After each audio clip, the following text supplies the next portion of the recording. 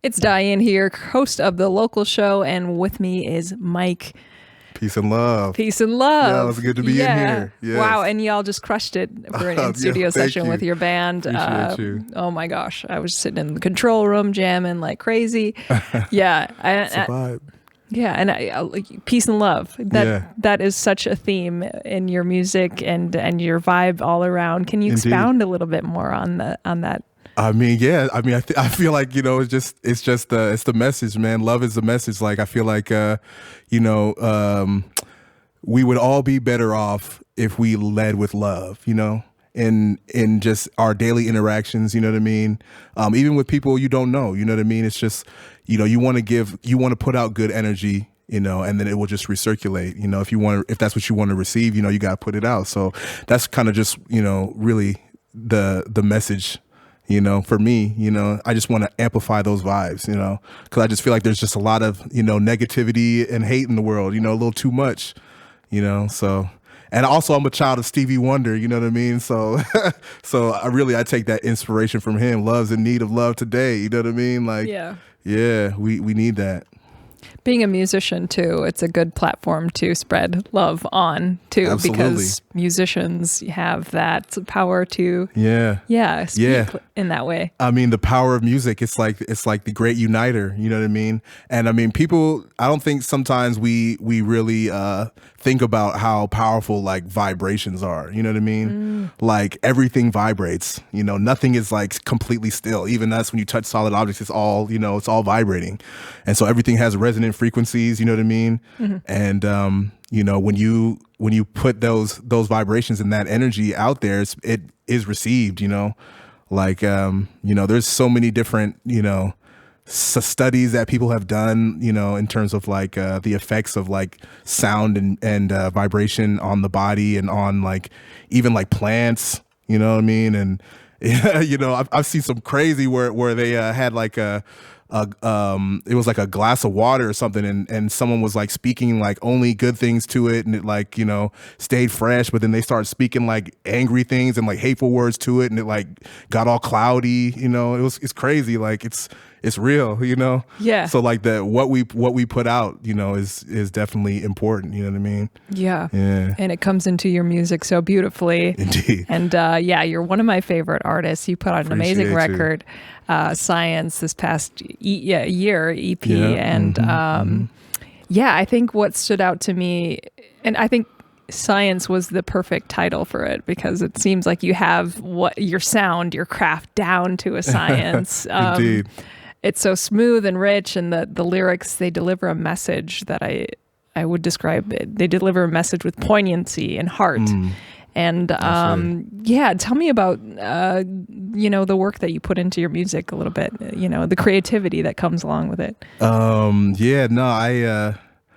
just like a synth and music nerd. You know what I mean? Yeah. Like I've always have always loved just like nerding out and like creating sounds. And when I got my first like synth or whatever, it kind of turned into like a meditative process of just like just sitting and like listening to like waveforms and just like shaping waveforms, and it kind of like, for me, I was like, how do I can like this feels so good to be doing, like I want to do this in space with people, in community, you know what I mean? But in terms of like science, that really really it kind of came together. It's kind of like a colloquialism, however you say that, that I kind of came up with some of the friends. It's kind of like when you're doing something that's like technical, but you're doing it in a way that's like dope, you know what I mean? Like, so it's like, oh, that's science, you know what I mean? Like, it's like, oh, it's technically dope, you know what I mean?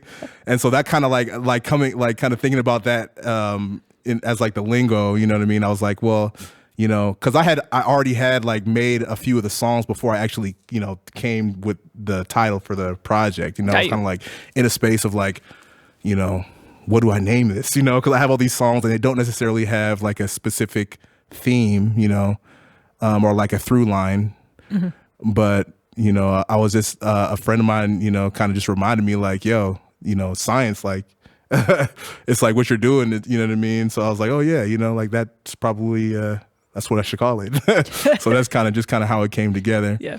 But definitely just like loving spending time working with the homies too, like Jalen Spencer, who plays bass in the band. Like, you know, we just, you know, he comes through and we just be you know, making vibes and just like, you know, throwing things at the wall, seeing what works, you know. Sometimes he'll bring ideas to the table and you know, we'll just kind of chef things up. Omar too, you know, the horn player. He's usually the first person that I call when I have an idea, you know what I mean? He'll come in and, you know what I mean, will help me like flesh out like the horn parts and stuff, you know. But yeah, lately, you know, like while I am like, I do like write most of my stuff, like it feels better to make music like communally, you know?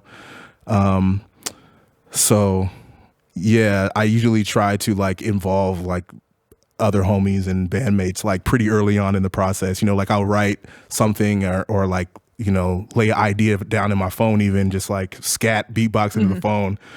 But I'm pretty quickly like bringing those ideas to the group. You know what I mean?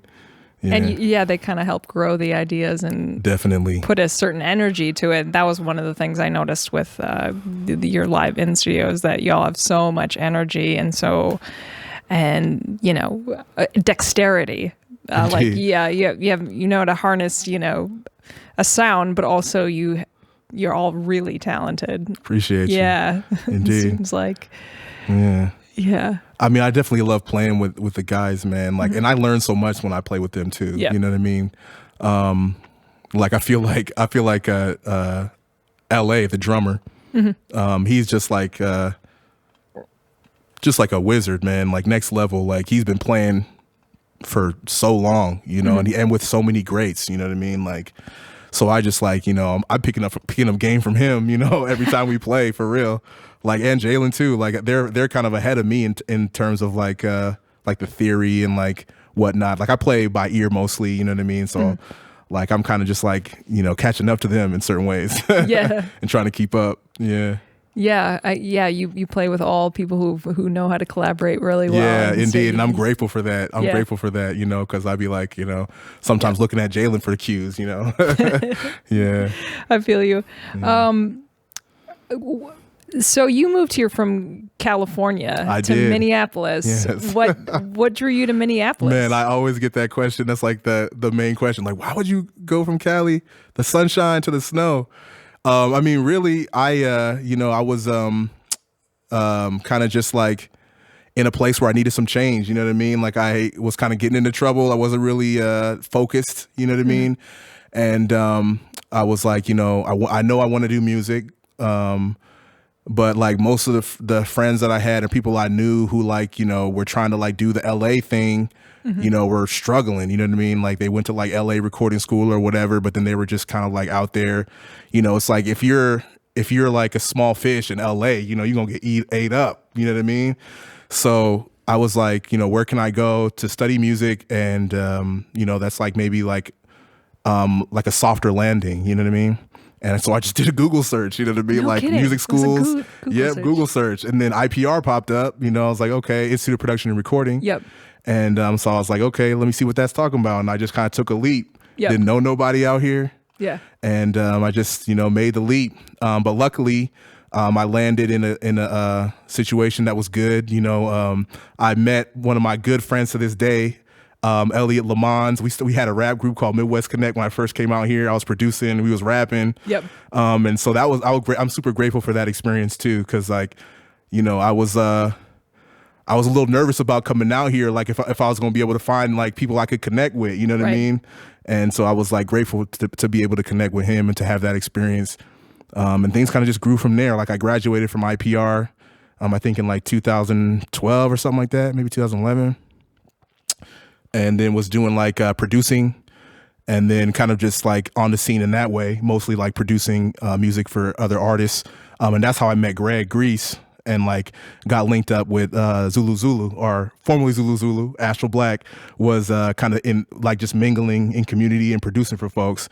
And I did like video work too for Greg. And then that kind of just like opened me up to his network. And then I started like networking with like Lady Midnight and like Sarah White and like all these other artists. You know, I kind of got introduced to them like through like working with Greg.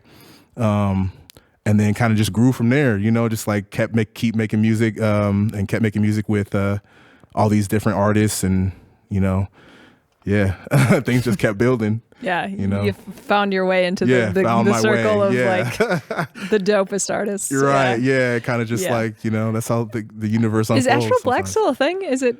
I mean, yeah, we're still connected. We're not like making music right now. You know, you know, Greg recently became a father. You know what I mean? Sure. And Elliot, also our band member who plays guitar, he lives in California, and he also recently became a dad. You know. Yep. And so. You know, we're kind of just like giving them some time to like, you know, feel that out, you know, and like let life happen. You know what I mean? Yeah, you know, I think, but we're all still connected, you know, we're good friends, you know what I mean? And I was actually at Greg's place working on something with him yesterday. Nice. So he's got like some new music that's going to be coming out soon, I think. Well, actually, I don't want to put that on him when it's coming out, but I'll just say that I heard some tracks and they were fire. All right. You know what I mean? And we were working on some stuff that was cool too. But yeah. You know, I'm gonna leave it like open ended on whether or not Astro Black is gonna come back around. Yeah.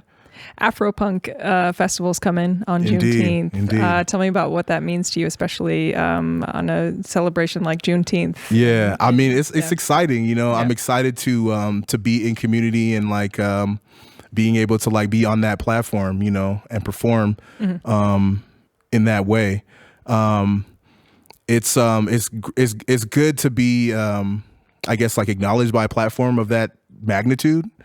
But it's also important, you know, for me to like really stay grounded and connect with community in the space as well. You know what I mean? Like that's kind of how I'm looking at it. It's like a great space to like, you know, just connect with other artists and like see what people are doing, but also like, you know, build. You know what I mean? Like talk about like how we're gonna, you know, what's next, you know, for us in community here in Minneapolis. Like what do we want to see? You know what I mean? Right. And like how do we build it? You know? Yeah.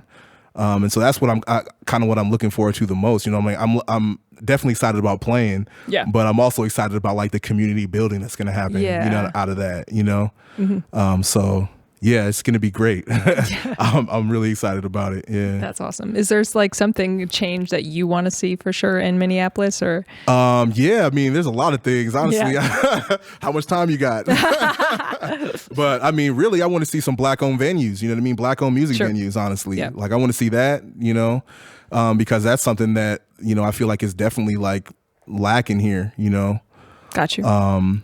You know, and just spaces where like, you know, we can experience like Black music on like, you know, multiple dynamic levels, you know what I mean? Yeah, like that's like what comes to mind, you know, for sure up front. That's cool. Yeah. Yeah. What else do you have in store for the coming future? Yeah, I'm gonna keep vibing, you know what I mean? Making music, like being in space. Like I'm working on some more meditation, kind of like more ambient stuff coming up. I got a project with my sister Deja Joelle that we're working on. I'm also working on some like music for my sister V Bohem. She's like an amazing dancer, choreographer, multimodal artist, actor. She was just in Memphis play that was phenomenal, or she did a phenomenal job in that. But we're working on some stuff for her as well. She's got a like a concept center play that's really dynamic. So it's like it's really kind of like creating music for her to use in like a live performance kind of like space. So I got that going.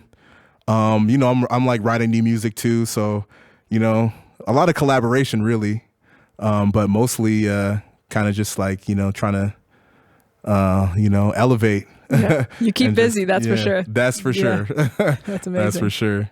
Yeah. But you know, I'm definitely grateful to like, you know, have the opportunity to like be here and be in spaces like this and just really just to perform and do music like communally. Like it just means so much to me to like to be able to play again in spaces. Cause like the COVID thing, like, had me in a dark place for a while. If I'm being, I mean, I'm sure like, most of us, experience that, but, it hit pretty hard when it hit, cause I was like, on the verge of like, going like I was supposed to, literally I was going to play South by Southwest. I was going to go to Miami and play a show, and then I was going to go to London, and I was going to be playing, in the UK. Cause like, the album Science, the record came out, was on Rhythm Section, which is a UK label. So they were about to bring me out there. I was about to play out there. It was like things were really looking to, explode into a new level. And then the pandemic just like crushed the whole situation. So it's like, I can laugh about it now, what I mean? But at the time it was like, woo. It hurt. Yeah, it hurt. Yeah. But that's like, all that to say, it feels really good to be like doing this again and like playing live again. And, things are looking up again. Yay. So I'm happy for that, for sure. Mike, it's so great to chat with you. Thank you so much Indeed. for being here with us in the current studios. Yeah. Anything else you'd like to add? I mean, not really. Just like I am grateful for this, experience, and like thank you for having me come through. Hopefully, we can do some more things soon. Absolutely. Yeah, Pleasure. Indeed. Much love.